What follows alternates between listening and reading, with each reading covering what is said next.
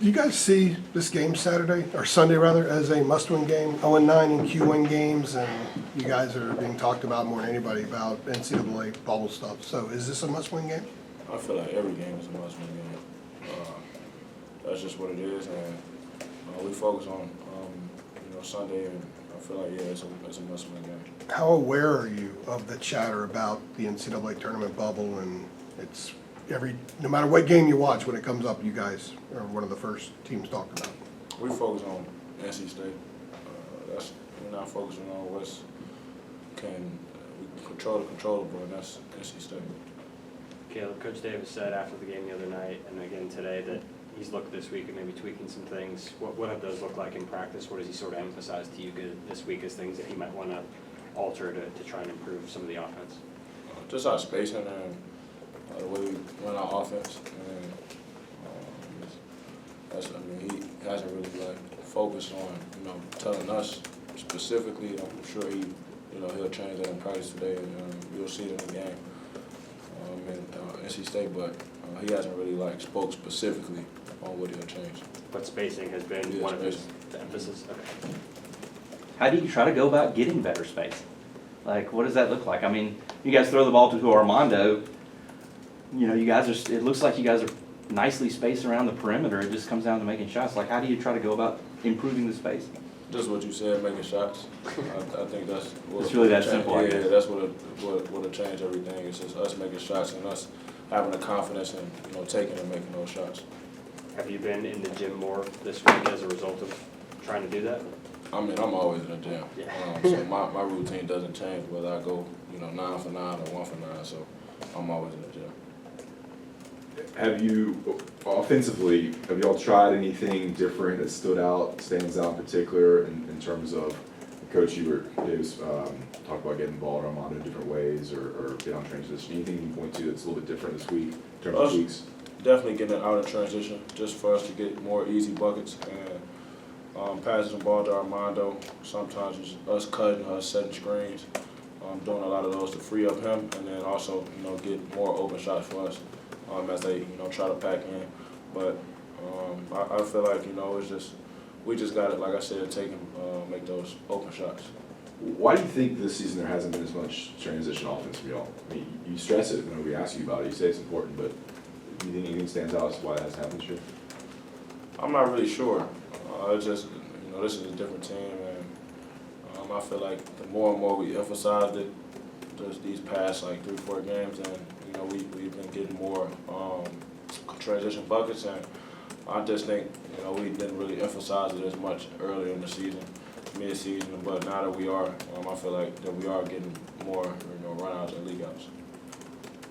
Caleb, what kind of scene, as you're mentally preparing to play NC State, what kind of scene are you envisioning over there in Raleigh? They were obviously not happy about how the game went here 4 weeks ago, whatever it is, and they usually get pretty jacked up to see the Carolina Blue. What do you think you're gonna find when you get over there on Sunday? I mean, it's a 1 o'clock game on a Sunday, so I expect it to be loud and fans going crazy, but we going in there looking for a win, and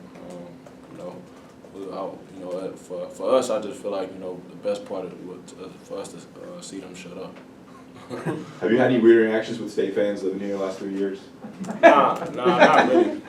It's a good question. Because I didn't really, get in my freshman year, obviously, because it was, COVID, there wasn't no fans. And then my sophomore year, they weren't as good as they were this year. So, but I think now that they are as good as they are, and they'll get a pretty good crowd. So, But nothing around town or anywhere? Nah, more Duke than State. We should ask you at 3 o'clock on Sunday. I can say that. We will. Yeah. Sure. So would you say you hadn't really been exposed to what this rivalry has been because of that? Nah, I wouldn't even say it's a rivalry. It's I wouldn't even say it's a rivalry. It's just another game. How has this week been in terms of locker room demeanor? How do the guys feel? I mean, Armando said after the game the other night, we understand the situation that we're in right now. How would you sort of describe the way you guys are feeling right now? I mean, I feel we attacked our practice, you know, with a positive mindset and, you know, will and a want to, you know, get better and better.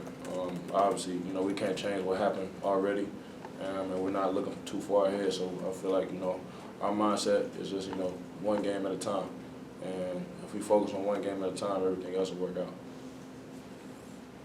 Do you feel like you guys had turned a corner against Clemson and then turned right back the other way against Miami? I mean, I'm not trying to say that you did, but did you feel like, I don't know, it seemed like after Clemson it was like you guys were freed up, you know, like unburdened, and then Miami it kind of went back in a bad direction. Yeah, that's been a, you know, kind of an issue for us this year, as far as, you know, just consistency. And yeah, I definitely, you know, felt like, you know, we did, you know, take a big step forward as far as beating Clemson and playing as well as we did.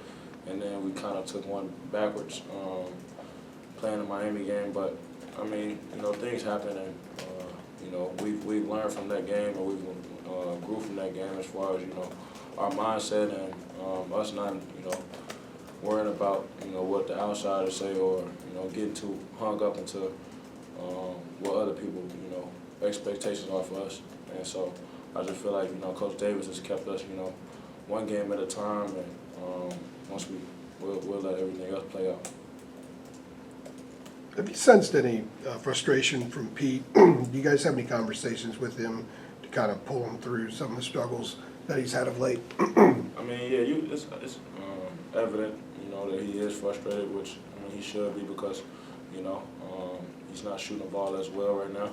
And, you know, I told him the other day that, you know, I've been there before, and multiple times in my career. So just one thing about it, just, you know, keep trusting your work, keep getting in the gym.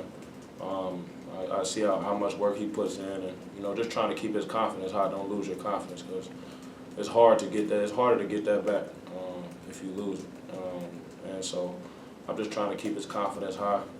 Every time you know, I pass it to him, I tell him shoot it, and if he misses, you know, good shot. You know, I'm still encouraging him because, you know, one thing about it is that, you know, when you're shooting the ball and it's not going your way, and you know you're a good shooter, the table's gonna turn. Like it's just how basketball goes. So, you know, that once that, you know, switch, you know, turns, and he gets out of his, you know, so-called slump, I feel like, you know, it's gonna be up from there.